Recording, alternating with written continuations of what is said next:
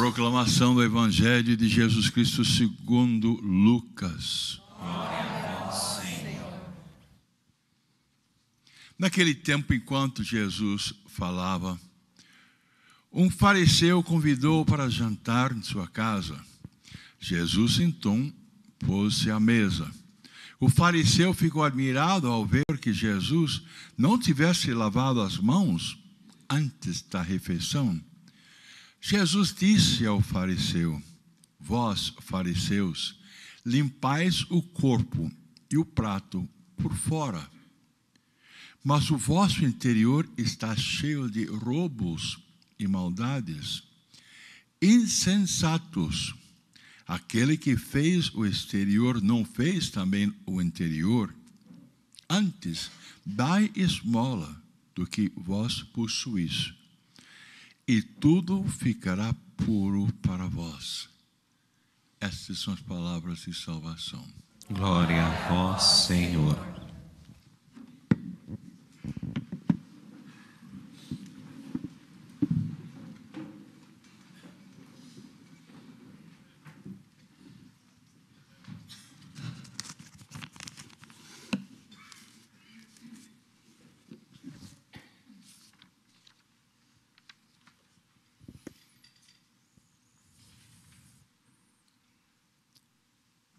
Dois qualificativos a palavra de Deus atribui ao inimigo, ao tentador, ao demônio, que merecem nossa consideração à luz das leituras que nós acabamos de ouvir. O primeiro qualificativo é diabo, diabaló, aquele que divide, aquele que separa. No Evangelho segundo João, capítulo 8, versículo 44, nosso Senhor Jesus Cristo diz: quando o demônio mente, fala do que lhe é próprio, porque é mentiroso e pai da mentira. Pai da mentira e aquele que divide. A obra por excelência do demônio é a divisão, é a separação daquilo que Deus une. Nada agrada mais ao inimigo que quebrar, cindir, rachar a obra de Deus. A unidade é de Deus, a divisão é do demônio. É verdade que no capítulo 11 do Evangelho segundo Lucas, Jesus diz: não penseis que eu vim trazer paz à terra, mas a separação. O demônio, porém, quer a divisão. Separar significa colocar duas realidades distintas, cada uma no seu lugar. Nesse sentido, Jesus diz no Evangelho segundo Mateus, capítulo 5, versículos 37, seja o vosso sim, sim, o vosso não, não. Tudo o mais procede do diabo. Uma frase impressionante. Pois bem, amados, disse-vos isto, porque as leituras que a igreja nos propõe na liturgia desta Eucaristia são surpreendentemente relacionadas com esta desgraça que é a obra do inimigo, que primeiro engana, depois confunde e finalmente subverte a ordem das coisas. Mas não nos enganemos, porque o demônio também diz coisas verdadeiras. No capítulo 1 do Evangelho segundo Marcos, Jesus está na sinagoga pregando e um possuído pelo demônio se manifesta. E o demônio, pelos lábios deste infeliz, diz: vieste aqui para confundir-nos, para arruinar-nos? Sei quem tu és, o Santo de Deus. A primeira frase do demônio no Evangelho segundo Mateus é uma verdade. O demônio diz que Jesus é o Santo de Deus, e isso é verdade, mas não é toda a verdade. E aqui é que reside o mistério, a sutileza, a astúcia de Satanás. Ele, para enganar uma pessoa, é capaz de dizer coisas verdadeiras, mas não diz toda a verdade. O demônio não diz que Jesus é o Senhor, e esse é o centro, o núcleo, a essência daquilo que devemos crer a respeito de Jesus. O demônio se recusa a dizer que Jesus é o seu Senhor. O demônio se recusa a inclinar-se a reconhecer a supremacia de Jesus na sua vida. Quando muito, ele diz: tu és o Santo de Deus. E isso qualquer pessoa diz, porque santo é aquele que não tem pecado. Pois bem, vocês repararam com atenção de que falam as leituras que nós acabamos de ouvir? Eu não me envergonho do Evangelho, porque ele é uma força salvadora de Deus.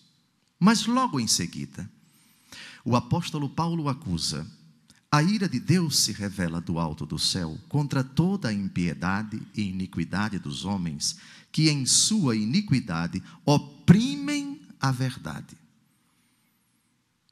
Oprimir a verdade é não permitir que ela seja proclamada, que ela seja sustentada, que ela seja defendida, mas antes combatida, dificultada. Todos os entraves para que a verdade aflore, para que a verdade triunfe, são sinais desta profecia do apóstolo Paulo. E quem está por detrás da opressão à verdade é precisamente o inimigo, que sorrateiramente tenta esconder, enganar, não dar conhecimento a quem tem o direito de saber a verdade. Essa é a obra por excelência de Satanás. Mas tem algo mais grave do que oprimir a verdade na primeira leitura que nós acabamos de ouvir. Reparem bem no versículo 23. Trocaram a glória do Deus incorruptível por uma figura ou imagem de seres corruptíveis. E no último versículo, trocaram a verdade de Deus pela mentira. Oprimir a verdade e trocar a verdade pela mentira. Há um texto assustador da profecia de Isaías, no capítulo 5, versículo 20, que bem se aplica ao tema das 3 leituras que acabamos de ouvir. Cito literalmente Isaías capítulo 5, versículo 20. Ai dos que ao mal chamam bem, e ao bem mal. Ai daqueles que põem as trevas por luz, e a luz por trevas. Ai daqueles que dizem que o amargo é doce, e que o doce é amargo. Estamos vivendo tempos difíceis. A relação entre pessoas do mesmo sexo, para muitos católicos, é normal. Trocaram a verdade pela mentira. Devemos respeitar as pessoas que têm inclinação pelo mesmo sexo, mas o respeito pela dignidade da pessoa não nos autoriza a confundir as coisas e dizer que o mal é bem e dizer que o bem é mal. A virgindade hoje é ridicularizada por muitos que se dizem cristãos. A fidelidade é ridicularizada.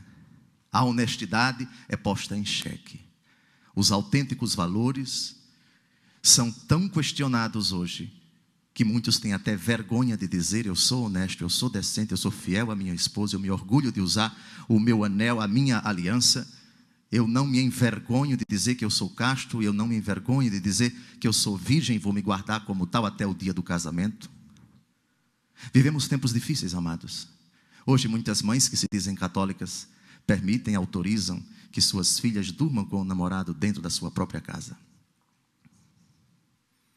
Hoje tudo é praticamente normal. Tudo é permitido, tudo é aceitável, sob o pretexto da misericórdia, sob o pretexto do amor, da bondade. E se lança mão de tantas coisas para justificar a permissividade, a bagunça moral, o escândalo da confusão dos valores na nossa sociedade, na nossa família. Jesus, nesse sentido, nos pede fidelidade à santa palavra do Senhor. Quem violar um só desses mandamentos, por menor que seja, e ensinar os homens a fazê-lo, será tido como menor no reino dos céus. O mal obteve ao longo desses séculos importantes vitórias. E os bons estão se sentindo intimidados, acovardados. Os bons estão sentindo vergonha de serem fiéis a Deus. Trocaram a verdade de Deus pela mentira. adorando e servindo a criatura em lugar do Criador. Os céus proclamam a glória do Senhor, diz o salmista. Não são discursos, nem frases ou palavras, nem são vozes que possam ser ouvidas. Seu som ressoa e se espalha em toda a terra. Chega aos confins do universo a sua voz. A voz do Senhor está chegando neste momento aos nossos corações. Não troquemos a verdade pela mentira. Não subvertamos os verdadeiros valores. Nós temos uma identidade. A nossa regra de fé e de conduta é o Santo Evangelho. Não importa o que os outros pensam, os outros pregam, os outros defendem. Nós temos uma identidade. Nós temos uma obediência a ser cumprida, a obediência da fé, a fidelidade ao Senhor. No Evangelho que nós acabamos de ouvir, nós encontramos uma ilustração dessa cisão, dessa divisão que o inimigo conseguiu edificar, colocar, alojar no coração de algumas pessoas. A separação entre o exterior do homem e o interior do homem. A preocupação com o acidente na conduta, no comportamento das pessoas, em detrimento daquilo que verdadeiramente é o essencial, o mais importante, aquilo que está guardado no coração. O fariseu, vendo Jesus pôr-se à mesa, observa que Jesus não lavou as mãos antes da refeição. Uma preocupação ritual.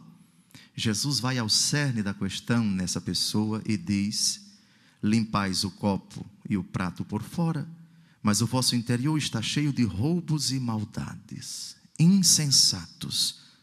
Aquele que faz o exterior não fez também o interior? Amados, divisão, cisão, separação, confusão, troca. Essa é a obra do demônio. Voltemo-nos para o Senhor. Por intercessão de Santa Teresa de Jesus, carmelita, doutora da igreja, que a verdade de Cristo nos liberte, nos instrui, nos salve e nos confirme cada vez mais na fidelidade a Jesus. Ai dos que ao mal chamam bem e ao bem mal, que põe as trevas por luz e a luz por trevas, o amargo por doce e o doce por amargo. Isaías capítulo 5, versículo 20. Louvado seja nosso Senhor Jesus Cristo.